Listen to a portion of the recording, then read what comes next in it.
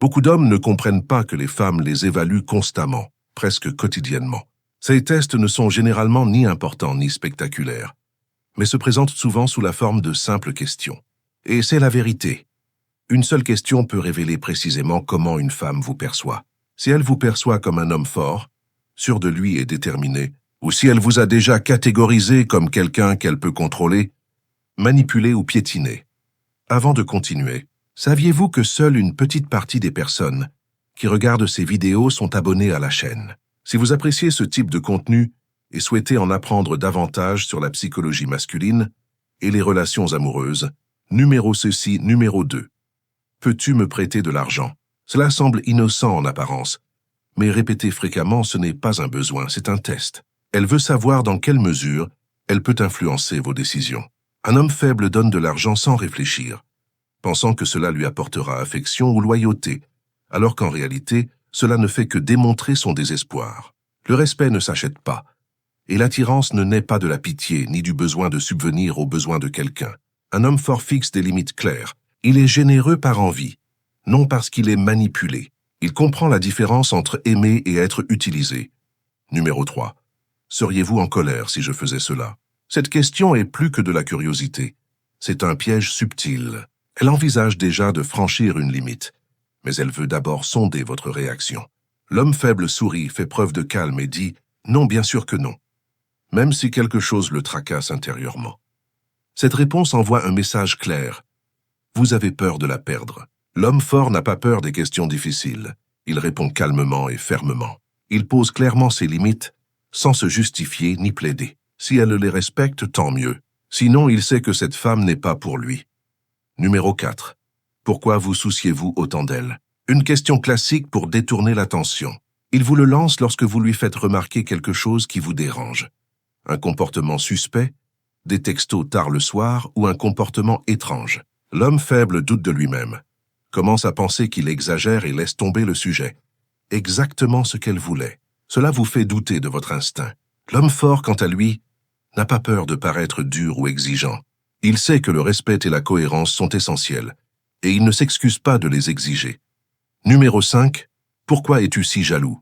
Cette question est blessante, car elle vise à te culpabiliser.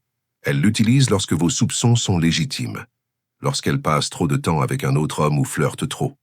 Si vous exprimez votre malaise, elle vous lance cette phrase pour vous faire sentir comme le problème. L'homme faible s'empresse de clarifier « Je ne suis pas jaloux, je m'en soucie juste ». Mais l'homme fort comprend que la jalousie n'est pas le vrai problème. Le problème vient de ses actes. La maturité réside dans l'observation des comportements, et non dans la manipulation par les mots. Numéro 6. Pourquoi ne peux-tu pas simplement laisser tomber? Voici l'excuse parfaite pour éviter d'assumer tes responsabilités.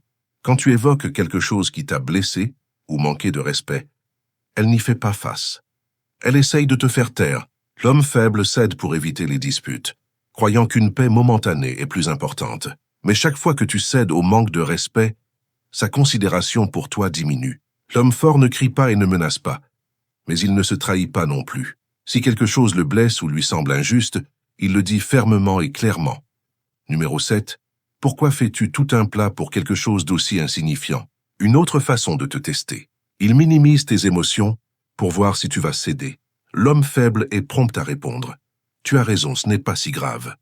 Ce faisant, il lui montre qu'il peut invalider ses sentiments sans conséquence. Mais un homme fort ne minimise jamais ses sentiments. Si quelque chose est important pour lui, il le défend même si les autres ne le comprennent pas.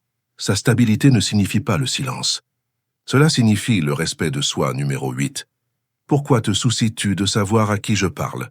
Cette question est directe. Et derrière son ton innocent se cache un défi. On la retrouve souvent lorsqu'on lui demande pourquoi il écrit ou appelle certains hommes. L'homme faible recule aussitôt. « Je m'en fiche, je demandais juste ». Et avec cette phrase, il abandonne tout son pouvoir. L'homme fort ne se dérobe pas à ses soupçons. Il ne devient pas autoritaire, mais il n'est pas aveugle non plus. Si quelque chose ne lui semble pas juste, il le dit et observe la réaction. Son silence n'est pas de la faiblesse, c'est une stratégie. Numéro 9. Pourquoi n'es-tu pas comme les autres hommes? Bien que cela ressemble à un compliment, c'est souvent une critique déguisée. Elle l'utilise pour vous donner l'impression que vous n'êtes pas à la hauteur de ses attentes. L'homme faible essaie de se changer pour lui plaire, oubliant sa vraie nature. Mais l'homme fort sait qu'il n'a pas besoin de rentrer dans le moule des autres. Il conserve son authenticité, et c'est ce qui le distingue vraiment. Numéro 10. M'aimes-tu vraiment? Cela peut sembler un peu question délicate, mais c'est souvent une façon d'évaluer votre besoin émotionnel. Les hommes faibles se précipitent pour démontrer leur amour par des paroles ou des actes exagérés, en quête d'approbation. Les hommes forts n'ont pas besoin de prouver quoi que ce soit. Leur amour se manifeste par la constance, et non par l'anxiété. Si une femme doute de son amour, il le manifestera par des actes, mais jamais par insécurité. En fin de compte, chacune de ces questions est simplement un moyen de mesurer votre force émotionnelle. Il ne s'agit pas de répondre par l'agressivité ou la méfiance, mais par la présence et la clarté. Une femme respecte un homme qui sait qui il est, qui n'a pas peur de dire « ce n'est pas bon pour moi » et qui ne compromet pas sa dignité par crainte de perdre quelqu'un. N'oubliez pas, les véritables épreuves ne sont pas des examens qu'elle prépare, mais des occasions de démontrer votre valeur. Le respect n'est pas exigé, il est inspiré. Et l'homme qui résiste à ces questions gagne non seulement son respect, mais aussi son attirance la plus profonde.